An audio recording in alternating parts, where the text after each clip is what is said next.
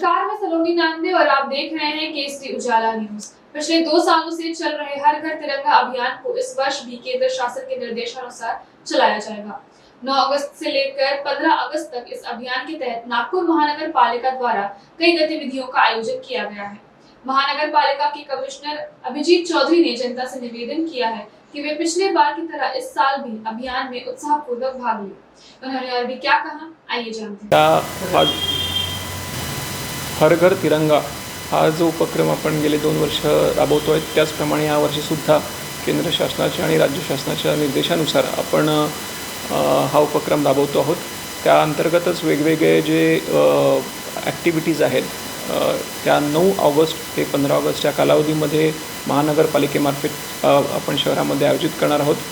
सर्वप्रथम तर माझं सर्वांना नागरिकांना आवाहन राहणार आहे की गेले 2 वर्ष ज्याप्रमाणे उत्स्फूर्तपणे या 13 ते 15 या कालावधीमध्ये 13 ऑगस्ट ते 15 ऑगस्टच्या कालावधीमध्ये तिरंगा फडकवून आपण हा उत्साहाने हर घर तिरंगाचा उपक्रम साजरा केला होता।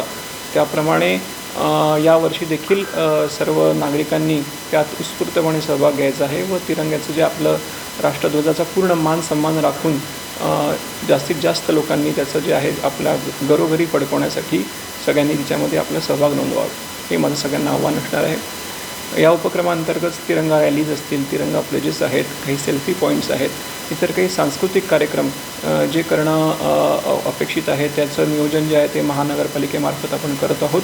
त्या सर्व उपक्रमांमध्ये सुद्धा आपण उत्स्फूर्तपणे सहभागी व्हावं असं सुद्धा मी आपल्याला आवाहन करतो।